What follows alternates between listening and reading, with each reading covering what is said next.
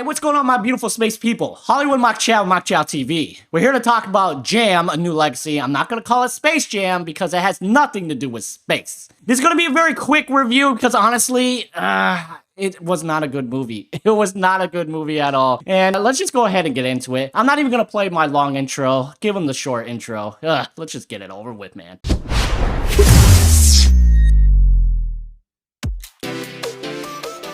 Alright, let's talk about Space Jam, A New Legacy. Honestly, let's go ahead and get it over with a quick review. So, the good. It's a fun time. I know who it's geared toward. It's geared toward children, and they are absolutely going to love it. Next, it's a huge Easter egg fest. Easter egg mania. If you saw the trailer, there's so many Easter eggs in there. They try to throw in so many WB properties, try to cover up the fact that it's such a bad movie, honestly. Next, the actors did quite well. I thought, honestly, LeBron James is really, really good. I mean, he was in Trainwreck. He was really, really funny. And I think a lot of people ish on Michael Jordan in the first movie, but Michael Jordan is not an actor. And plus, Michael Jordan played himself. If you see Michael Jordan in any interview he does, he's like himself from Space Jam. Did you want like a Kevin Hart performance from Michael Jordan? So other than that, LeBron James did well. Don Cheadle playing the villain. He was a standout of the film. I thought he did very well with the material he was given. Next, the CGI was really, really well. The animation was really, really great. There's even this one montage where they show you several WB properties with Looney Tunes characters spliced into it. It's done really, really well. Next, the bad part. This movie makes no sense. And I understand, it's cartoon characters playing basketball, but at least Space Jam 1 was a straightforward story. This one, it makes no sense. It's the type of movie where what's happening, you just have to believe it, and it's geared toward children, and children don't know any better about stuff that makes no sense. There's making no sense, and there's slap you in the face makes no sense, and this was a slap in the face. Next, some of the scenes stretch way too long. LeBron James gets sucked into the Looney Tune world, and it takes him forever to realize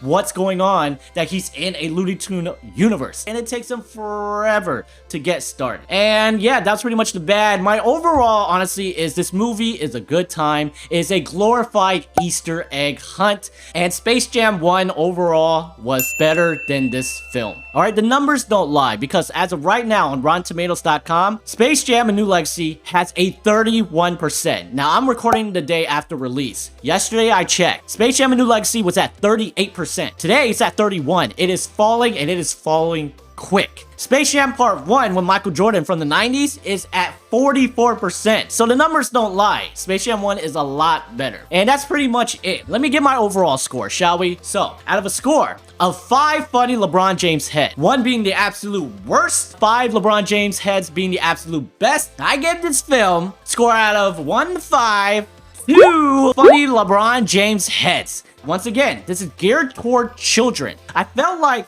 this Space Jam movie, Space Jam: A New Legacy, is geared toward the generation of now. And of course, Space Jam Part 1, Michael Jordan, is for the people from the 90s, because it was made in the 90s. This, I feel like they had to, upgrade everything for the modern day, from video games and all this cool technology and all these pop culture references and all of that stuff. So last but not least, I had seen an article that says that this movie, even though critically it's doing bad, but remember, it's all about the money. This movie is doing so well financially, it's about to knock Black Widow off of the #1 spot. Now, money talks in the world of Hollywood, and there's already talks, get this, of doing a Space Jam Part 3, except in this movie, it's gonna deal with pro wrestling, and they're gonna try and get The Rock, aka Dwayne Johnson, in the movie. Can you guys believe that? So, honestly, if I can be completely honest, if they can do a Space Jam, let's call it Wrestle Jam, with Dwayne Johnson about pro wrestling, The Rock, honestly, he's a pretty good actor. He's come a long way, and I'm a huge pro wrestling fan.